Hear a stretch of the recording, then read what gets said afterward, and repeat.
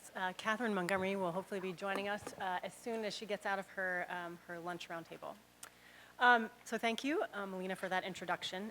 So today, this panel, as you can see, is the digital media and the social lives of tweens and teens. And you should know, as you can see from the number of chairs and the fact that we don't actually even have quite enough microphones, this is a high-density panel. So you have actually a tremendous set of folks here who are absolute experts in their respective parts of this field. And we are confining them to 7 minutes. So it's going to be snappy, though. So as a way to make this, I think, engaging and interesting, we all collectively decided to do an Ignite-style set of talks for you today. And instead of actually doing the full Ignite, for those who know what it is, which is basically 20 slides and 5 minutes each slide, auto advances every 15 seconds, that seemed a little aggressive for researchers. So we decided to do what we call a slow burn. And so everybody gets 7 slides, and each slide will advance after 1 minute. So it's still going to be tricky. So let's give everyone the benefit of the doubt if they lose control of their slides. And so this panel is really going to take up the question about the impact of social media and media generally on teenagers and tweens. You're going to see some threads that run through these talks, but they're pretty disparate. We're actually going to do 7 minutes on teens, media, and sex. It's going to be good. We're going to do 7 minutes on cyberbullying, and we're also going to talk about themes around youth voice and youth participation. And so with that, I'm actually going to kick us off with a very short set of slides. I will also auto-advance every 1 minute, but I'm only showing 4 slides to kind of contextualize our conversation with some data. And it is going to be data from my Pew Research, and it is going to auto-advance, so bear with me.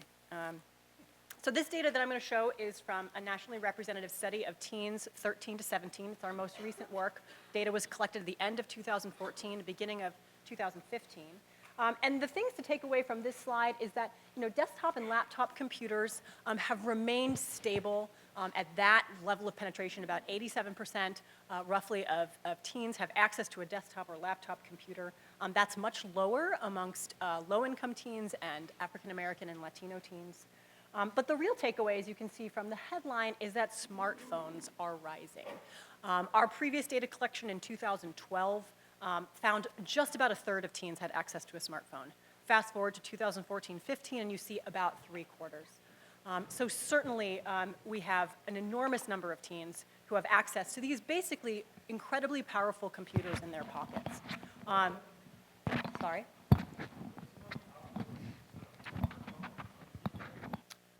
That I don't know in my data.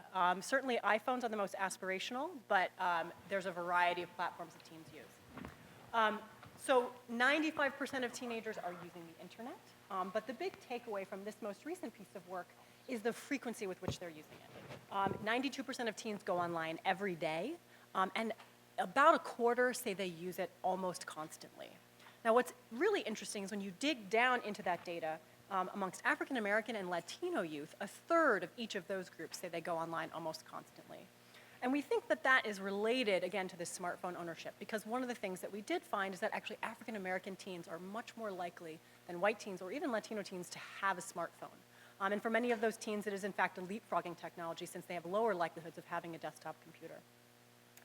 And so what are teens doing in this, with all of this internet access that they're engaging in? Well, one of the things that they're doing is they're using social media. Facebook remains the most ascendant platform for teenagers. The reports of Facebook's demise are clearly premature. What we really see here is that there's an increasing diversification of platforms for teens. It's not just Facebook or MySpace, as we thought back a decade ago. It's Facebook, it's Instagram, and Snapchat, and Vine. What's also interesting is that Instagram and Snapchat were mere glimmers in our data in 2012, and now they represent about a half and about 2 out of 5 teens, so they've really become a much more important part of the social media ecosystem. Interestingly, also about Twitter. Twitter initially was more likely to be used by African American youth, and now we see a broadening of its appeal, and it is now equally used by different groups, even though it remains at about a third of teens who say that they use it. The other thing to note here is Google Plus is mostly kind of an add-on for most teens. It's not something that they seek out. It comes along with a lot of educational tools. And finally, text messaging. For teenagers, it's the dominant mode of communication with people that you care about, particularly with friends, but also with peers and romantic partners.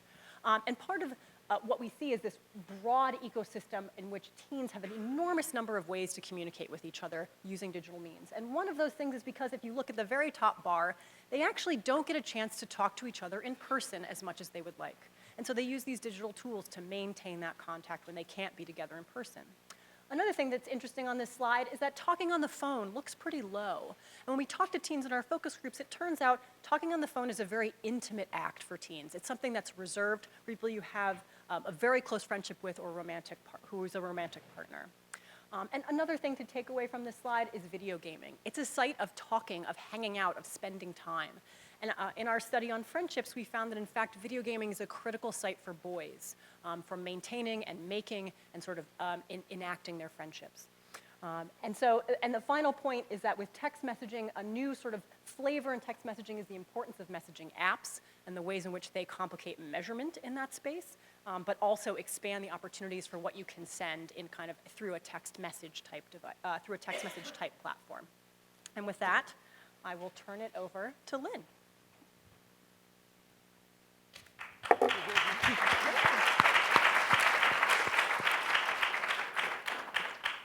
Well, thank you very much, Amanda. It's a real pleasure to be here with this group. I'm really looking forward to the conversation. My name is Lynn Schofield Clark, and I wrote a book called The Parent App, Understanding Families in a Digital Age, in which I did some interviews with family members about how they introduced technology during their teen and preteen years. And through that experience, I found that there were some economic discrepancies between how people adopted the technology and used them. And so what I'd like to talk about today are some of the things that relate to the issue of youth voice in a time of demographic and technological change. Because as most of you know, by 2016, we will be a majority-minority country for people who are under the age of 18. So we are experiencing a significant societal change, one that's actually not very well reflected in our room here, but it is something that's happening with all of us when we think about our work with young people. And so that's something that I wanted to try to look at specifically, and I think a number of us here in this room are also looking at. So to start with children's rights, the United Nations Rights of the Child, which was signed in 1989 by 193 nations, which is nearly every country in the world, gives every child the right to survival, to development and education, to protection from harm, and participation in decisions that affect their lives. Now, a lot of times in our room, we've talked so far quite a bit about protection from harm, and that's a really important aspect to look at in relation to these new media. But as a person who comes from media and from sociology, we also need to look at issues of our society and what does it mean to have a healthy society, and what does it mean for us to try to enable young people of all backgrounds to participate in the decisions that affect their lives. This is something that we think about in relation to the issue of youth voice, in relation to, in particular, in media studies. So in children's rights in the digital age, we can recognize that despite the fact that young people have more opportunities to create and communicate than ever before, young people, especially young people of color, do not feel that their voices and their life experiences are respected. Rather, they experience themselves as living in a society of surveillance and control. And so this has been something that has been of interest to me as a scholar, and I think it's of interest to a number of people in political science and in sociology and in youth development as well, looking at how can we understand young people who come from a variety of different backgrounds and experience themselves as skeptical about the society in which they're growing up and the authority systems that are a part of and that structure their lives. So the research project that I've been involved in is one that is involved in using media to make a difference in our communities. I've been working with a group of young people from the Denver Public Schools, and we've partnered with the city of Denver as well. And the group has looked at how can we use media to change the ways that young people of color and members of law enforcement interact with one another. This was a project that was chosen by the young people themselves. So this is an example of what's called youth participatory action research, when young people are encouraged to think about what it is that matters to them and how they would like to structure how they want to respond to their questions. So as I mentioned, it's media-rich youth participatory action research. It involved young people from the ages of 15 to 20, and they co-designed the research, conducted interviews, analyzed the data, and then crafted research reports. And so the research team consisted of me, my colleague at University of Denver, Margie Thompson, Dave Brennan, who is a colleague at South High School in the Denver Public Schools, OIM, which is the Office of Independent Monitor within the city of Denver, and then 22 students. So together, last year, after the students decided that what they wanted to focus on was this issue of students of color and members of law enforcement, the city of Denver helped us to partner. And so the students were able to visit some police stations in Denver, and they interviewed the police officers about their experiences, and then they were interviewed as well. Then they interviewed other peers using video cameras, and they then also interviewed members of the University of Denver community. And so I have a couple of the quotes that were just some simple things that were takeaways, that basically the police communicated to the young people, we want you to know that we're human too. And many of the young people communicated, we want you to know we're scared. And the police officers said things like, well, we don't really need to study young people because we were all teens once. And many of the young people had the viewpoint that our life experiences are very different from yours. So one of the things that was an outcome that came about as the young people analyzed this video data material and then wrote a report was that they were able to give the report to the city of Denver. And the city of Denver actually did change their training policies so that now, instead of just training about the teen brain, which the young people found no one ever used if they were a teenager, never used that term, the teen brain, if they were a teenager, but that the adults did. But instead, they argued that it would be helpful for police to have training in implicit bias. And that's now a part of the Denver police training. So just widening out to think about youth and digital media programs, which is something that is in existence around the country right now, mostly on a voluntary after-school basis. We need to address the audience problem in youth digital media programs. For the most part, we're very good at teaching voice, which is teaching young people how to utilize these technologies. The problem comes in assembling the right audience or trying to get our media products before the people who make decisions. And we also need to address the technology problem. We approach media as tools to communicate, but they also are means of collecting evidence that can be analyzed in relation to policy-related issues. So we can help our young people to think of themselves as gatherers of that kind of evidence. So for future research, I'm hoping that we can look at how adults can best support young people as they develop voice in their own spaces and in relation to their own interests and concerns. This is something that's been a subject of the Youth Participatory Politics Network that I think my colleague Carrie will be talking about next. We also want to look at what role educators, digital media companies, parents, and policymakers play in securing the rights of participation for all of our young people.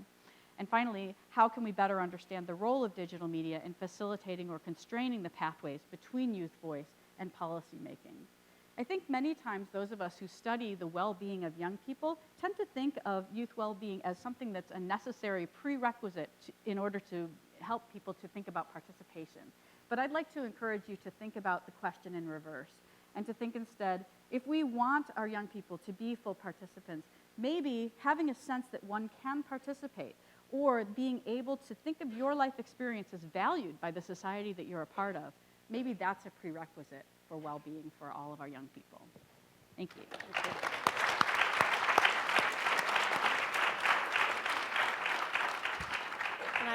Thank you. I realized as I sat down that I failed in the one thing that a moderator is supposed to do, which is actually introduce the panelists. So that was Lynn Schofield Clark, professor and chair of the Department of Media, Film, and Journalism Studies, and the director of the ESLO International Center for Journalism and New Media at the University of Denver. Up next, we have Carrie James, who's the research director and principal investigator at Project Zero at the Harvard Graduate School of Education. After her, we'll have Kathryn Montgomery, professor and PhD program director in the Communication Studies program at American University. After her, we'll have Elizabeth Englander, who's professor of psychology and the director of the Massachusetts Aggression Reduction Center at Bridgewater State University. And finally, we'll close with Victor Strasburger, distinguished professor of pediatrics and chief of the Division of Adolescent Medicine at the University of New Mexico School of Medicine. And now, Carrie. Thanks, Amanda. And I'm glad that didn't deduct from my 7 minutes. Time's up here. All right, so Lynn, that was fabulous. It's really great to follow on from what Lynn had to say because there are a lot of connections. So a word or two more of context for what I want to share today. So I'm a sociologist by training, and for 12 years now I've been working at this research center called Project Zero at Harvard's Ed School. And since 2010, with my colleagues Howard Gardner, Emily Weinstein, and Margaret Rundle, we've been a part of MacArthur's Youth and Participatory Politics Research Network. The YPP network, that's what we call it, YPP for short, explores how digital media are changing the face of political and civic engagement, particularly for young people. And by design, the members and the methods in this network are interdisciplinary, which works with the spirit of this conference. So we have a range of disciplines represented: philosophy, political science, education, psychology, sociology, and so on. And across the network members, different methods are being used to explore the problem space we have before us: survey research, qualitative interviews, as well as ethnographic case studies. So an important starting point for this work is the network's notion of politics. Now, when we think about civic or political engagement, some of us might think about the voting booth or other aspects of institutional politics, but the network has a broader view. They define participatory politics as interactive, peer-based acts through which individuals and groups seek to exert both voice and influence on issues of public concern. So this definition is really paired nicely with a set of participatory practices that are given an edge when carried out digitally. So investigating public issues, circulating civic content or ideas, producing a video or other content with a political message, dialoguing with others about social issues, or mobilizing fellow citizens. So a key aim of the network has been to look at both the quantity as well as the quality of youth's use of these practices. Our group has been conducting qualitative interviews exploring how civically active young people do civics. And we've been particularly focused on the question of how they express their civic voices online. And this question comes most closely to that participatory practice of dialogue and feedback I mentioned, but it connects with other practices. So examples of online voice can range from encouraging peers to vote via social media, signaling support for marriage equality by changing the filter on your Facebook profile to a rainbow, engaging in dialogue about racism using the Black Lives Matter hashtag, and so on. So our team has studied the extent to which youth who are civically active offline are using these practices to express their political activities online. Our first wave of interviews pointed to 3 types of online expression among civic youth, as reported in a paper by Emily Weinstein. In a nutshell, Weinstein observed that most civic youth in our study adopted what we call blended approaches. They voiced civic and political ideas across all of the social media platforms that they used. About 20% were differentiators who modified their online speech with platform and audience. For example, sharing political ideas on Twitter, but maybe not on Facebook, or vice versa. Another 20% bounded their speech on all social networks, trying to keep evidence of their politics off the internet. So we have some really intriguing findings here, but we wanted to understand more. We specifically wanted to know how young people's patterns might change over time. So 2 years after our interviews, we went back to our original sample and we surveyed them about their voice patterns online about civic and political issues. And we observed some notable changes. For example, Gavin here said, "Once I began applying to different universities, I consciously tried to limit political content on my Facebook page." And Jorge, a civic youth who was fairly vocal about political issues online when we first spoke with him, told us this 2 years later. "It's easy to feel ganged up on while on the internet. It's often a back and forth rather than a meaningful dialogue." So Gavin and Jorge point to 2 key forces that influence their online civic voices. Number 1 is surveillance from adults and the potential of negative consequences that come from having a politicized digital footprint. And number 2 is conflict or other challenging dimensions of online dialogue that can discourage youth from getting involved in political discussions online. So these concerns were raised by other youth in our follow-up survey as well. And many modified their online voices accordingly. So overall, whereas blended or loud voices were most prominent at time 1, By time two, most youth who changed their online speech had gotten quieter online. So bounded was the most common expression approach at time two. These findings surfaced a number of questions for our team that we're taking up in our current fieldwork with online dialoguers. Our research questions include, what do their online exchanges actually look like? How do they handle conflicts and disagreements in the moment?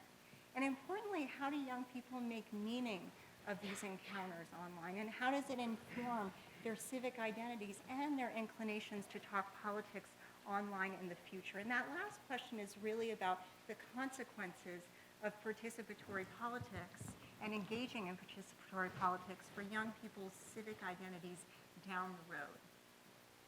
So in closing, we've begun to explore how the strength or the salience of young people's civic identities really relates to the loudness of their online voices, and then in turn, how online experiences they have on social media platforms inform their civic identities. So looking at that complex interplay. And our data indicates so far that civic youth who self-identify as activists are more likely to have louder voices online. And this link is perhaps not surprising. It echoes prior work in social movements on the role of identity salience in activism, especially when activism is particularly challenging. At the same time, even those young people who keep their voices up online express a desire for more support, especially around handling political conflict and disagreement in online spaces. So I think there are many questions for further research raised by this work that we've done, but I want to highlight one key education-related question. How can educators and other adults in young people's lives help them navigate some of the challenges of online participatory politics so they can keep in the public sphere? Thank you.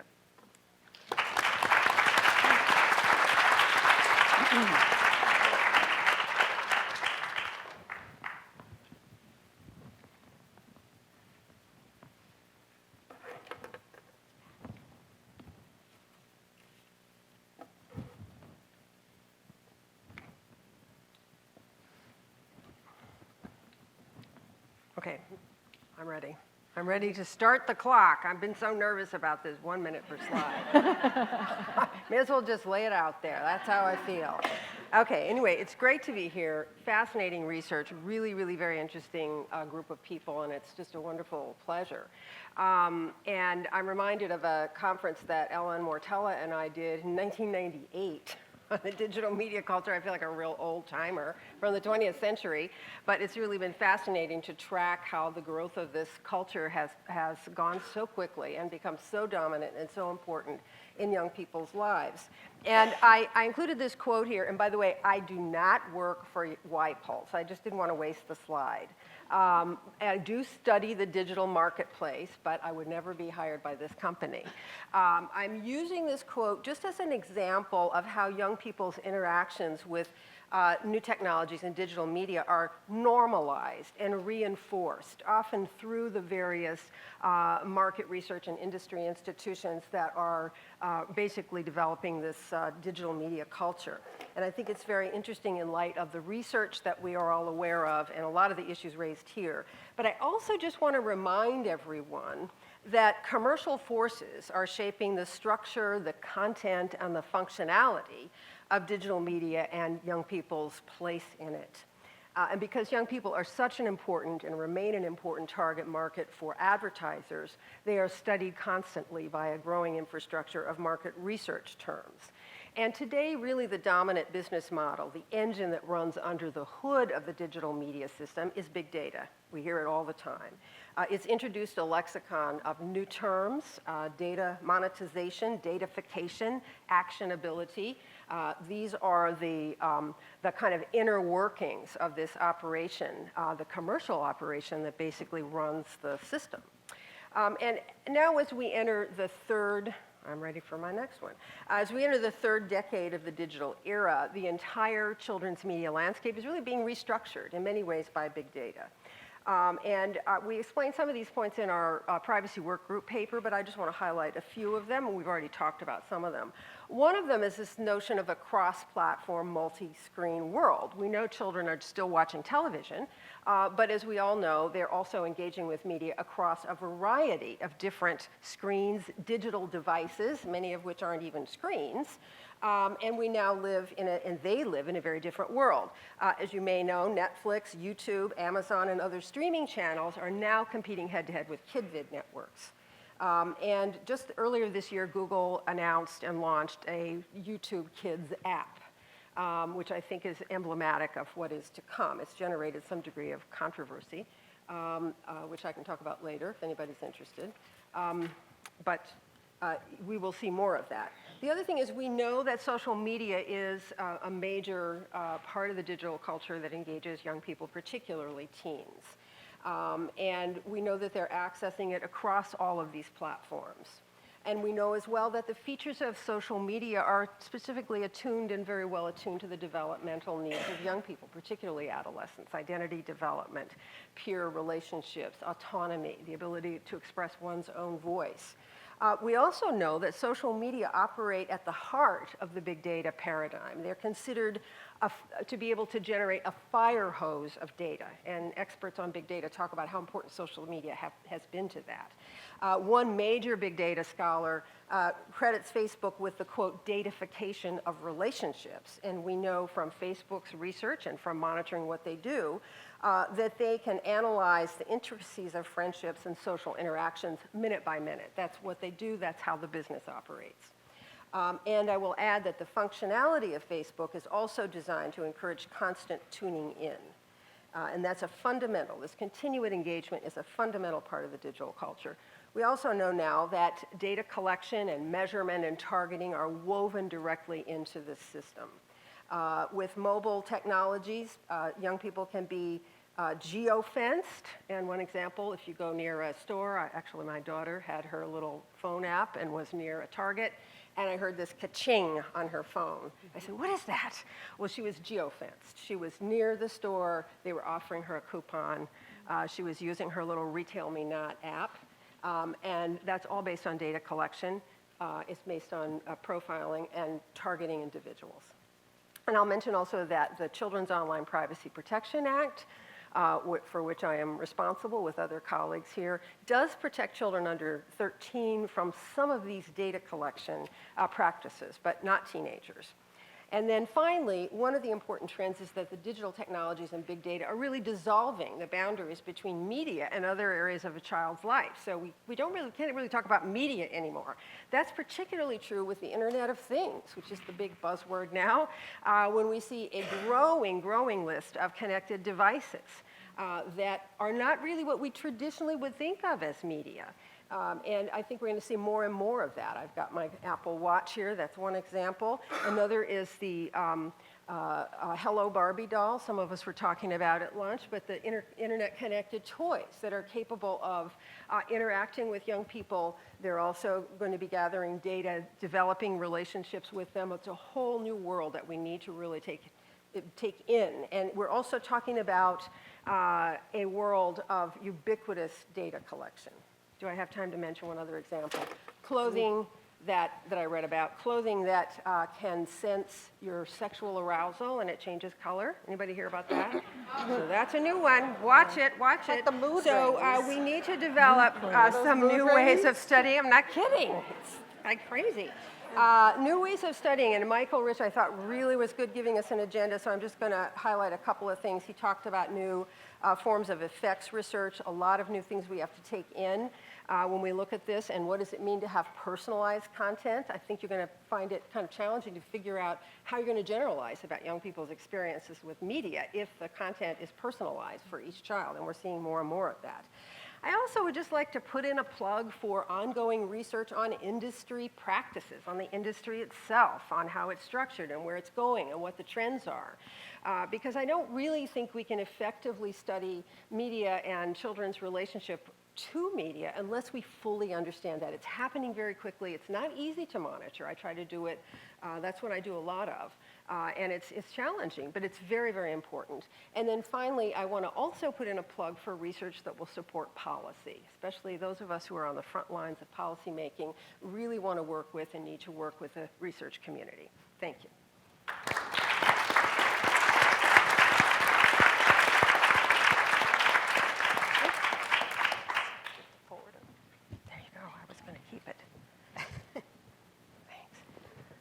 Good afternoon, everybody. I keep thinking of Dimitri's talk about how rapid change, of visuals draws people attention or dilapidates your ability to pay attention. So try to focus. There's only 2 more of these. It is sort of anxiety provoking, to have this timer. But anyway, I'll try to get past it. My name is Elizabeth Englander, and I am the director of MARC in Massachusetts. And we're kind of a unique center. We're not just a research center. MARC is an academic center. We're staffed by faculty, graduate students, and undergraduate students. And in addition to our research programming, we do a great deal of work in the field. So we work with parents. We work in 200 to 250 schools every year. We work with the kids. We work with pediatricians. We work with social workers. We do sort of nuts to bolts. And the idea is to try to really get other people around these issues to pay attention to them and to come at them from a more educated point of view.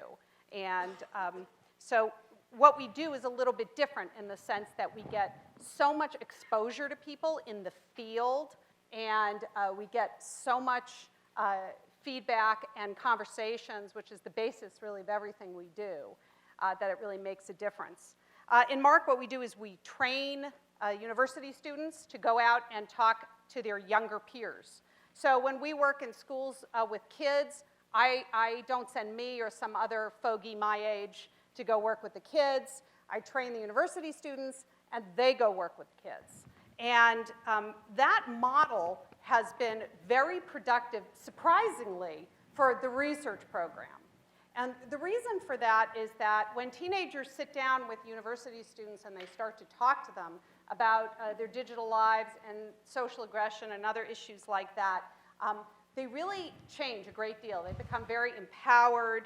They talk. They tell these kids things that they don't talk about when we're in the room. And all of that qualitative information is fodder that we can bring back into the lab and study in a more systematic and quantitative way. I wasn't trained in qualitative research, and it really wasn't ever my interest. But I have to say that the qualitative data that we are getting now has been incredibly productive, looking at digital media in a way that has never happened to me before in my career. There's so much rapid change around digital media. There is such a strong culture of silence among children when it comes to talking to adults about some of their activities online. Children perceive themselves as being so monitored. They know what they're supposed to tell us. Really getting that qualitative culture, getting that qualitative info from talking with slightly older kids has turned out to be an incredibly rich source of understanding. Now, I'm going to give you a few examples of some of the issues that we followed up on that have come up through this. The first is the whole issue or the whole idea that the term cyberbullying is a troubled term. This is not a term, we've really just taken the bullying rubric and sort of plopped it down on social aggression or pure cruelty in digital realms, and doesn't fit all that well. It seems very clear that you can have a child who is really traumatized by something that happens to them online, but at the same time, there is no perpetrator in the sense of a perpetrator who would exist in the school hallways. Or the perpetrator is inadvertent, or they did something once that seemed like no big deal. But the repetition that they experience, in other words, is very different from the intent of the aggressor. And We see that more and more, kids not understanding the power of this medium and how much they can do things and have it gallop away.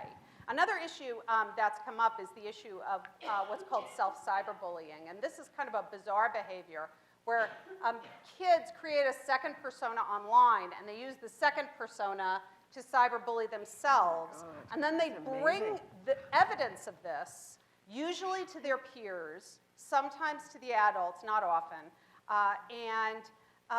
Initially, this was one of these things that came out in these conversations. I thought it was going to be really kind of psychiatric. You know, I figured this would be something we'd see in like 2%, 3% of the kids.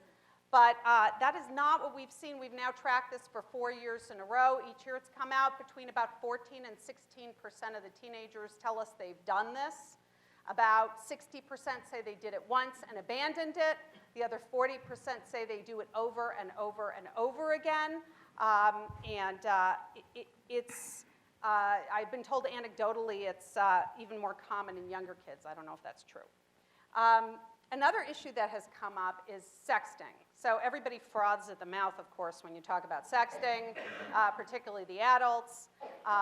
But one of the things about sexting is that me, in common with most people, thought that most kids sexted because it's fun, you know, because they wanted to, because it's sort of an electronic version of I'll show you mine, you show me yours, and that was a fun thing to do. And this was brought up to us by a middle school student, and she talked about being pestered by a boy, pestered, getting 20, 30 texts in a day saying, send me a picture, you're so beautiful, send me a picture. So we began to look at it. It turns out to not be rare. In fact, almost a very high proportion of the kids who send nude photos tell us that they experience some kind of pressure. This has been very disturbing, and it was linked to a number of the risk factors that we've seen, including beginning to sext at a very young age and having a sort of emotional sequelae or consequences.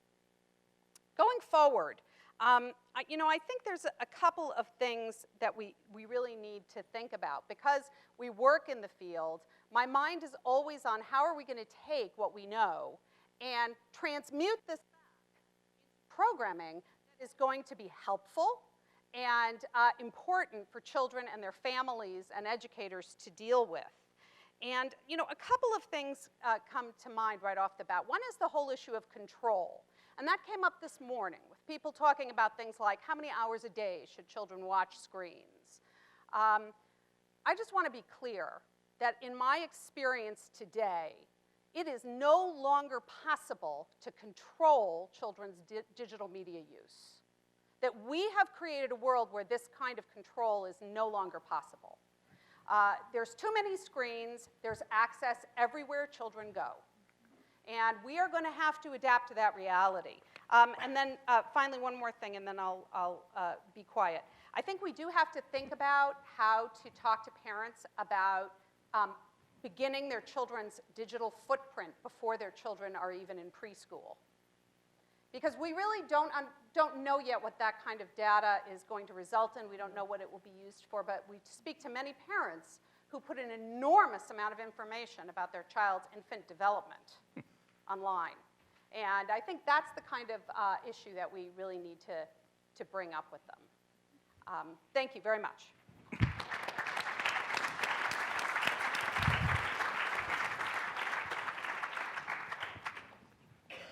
Thank you. Well, last and certainly least, where are we? Here we are. I've been given the task in 7 minutes to talk about sex and sexting. Jane Brown could have done this, Ed Donnerstein could have done this, Becky Collins could have done this. Somehow you got stuck with me. My only disclosure is I am a member of the Old Farts Club. I've been at this since 1982 when the American Academy of Pediatrics established its task force on children and television. So you're going to see some old fart kind of recommendations and concerns. clearly, we do a lousy job of sex education, and I think it is astounding to me that sex education has not changed significantly since I was a teenager. Many states do not even require it. Many states will not let you mention contraception. Many states are still abstinence only. My God, Congress is still spending $50 million a day on abstinence-only programs. You probably didn't know that, but it's buried in one of the bills.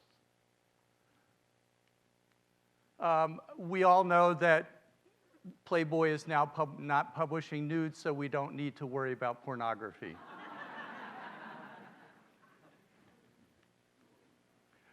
Sarah Brown, who just stepped down as director of the National Campaign to Prevent Unwanted and Teen Pregnancy, and I wrote this editorial in JAMA last year, and I think this is one of the constructive uses of new media to get around conservative school boards that listen only to a very small minority of parents. This is one way of getting around them to give kids substantive, comprehensive sex education. It can be online. It could be in any number of social networking venues. This is, I think, a possibility for the future.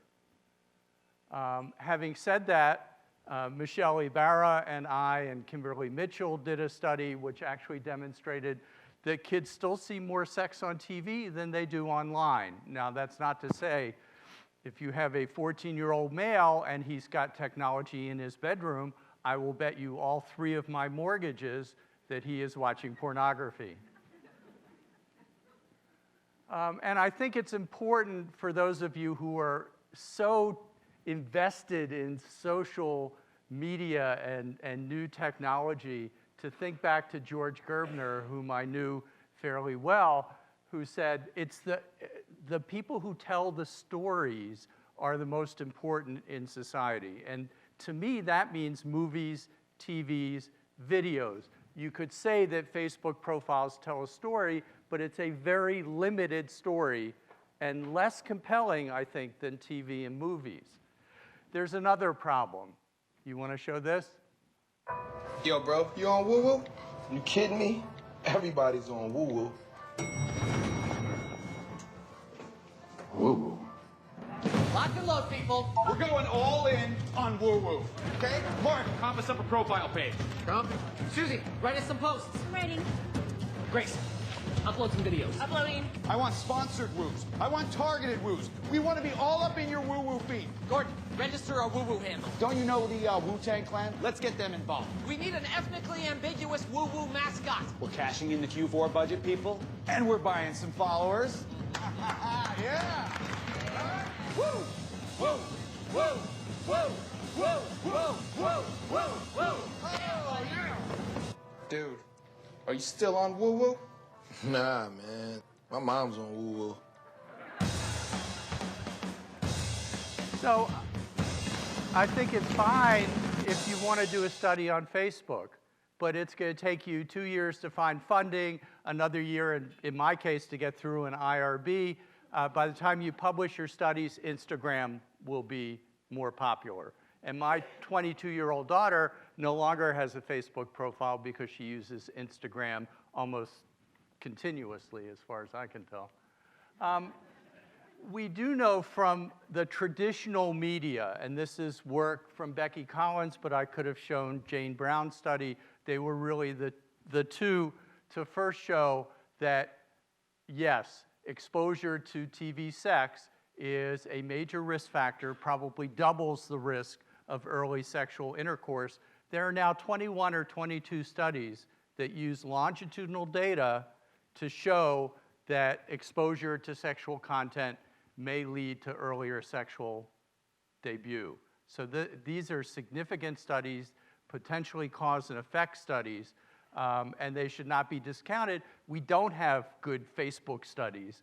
We don't have good internet studies compared to these. Sexting, it's a big issue, as many people have mentioned. We don't have a consistent definition. which is impeding some of the interpretation of the research. And definitions vary, and that's a problem. And here's another problem.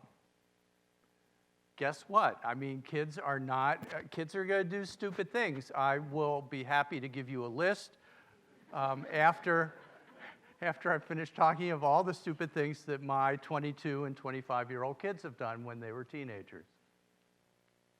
So this is one study, but it's fairly recent, by Michelle Ibarra and Kimberly Mitchell, showing the prevalence of sexting. There are about 30 studies, prevalence and incidence studies, basically ranging from 1.5% to 20%. Because of the varying definitions, we don't have a good handle on exactly how prevalent this is. We do know from Michelle's study that if you sext, you are at higher risk for a number of unhealthy sexual behaviors. What can we do? Well, our teenage pregnancy rate is the lowest it's been in several decades. However, everyone else's teenage pregnancy rate is lower still. We have the highest teen pregnancy rate in the Western world. We are still hysterical about birth control in this country, and it's got to stop. We need to make birth control available through every medium possible. How do we do that? Well, let's run this. You may have to click. Good evening. There. MTV want you to know about safe sex, so naturally they have asked me to talk to you. This is Mervyn. Hello. He has been sticking his pee-pee where he should not, without using the proper safety equipment. Flop it out, Mervyn.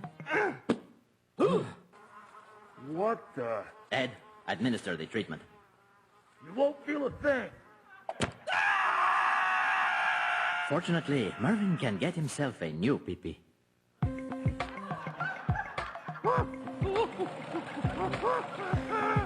You, however, cannot.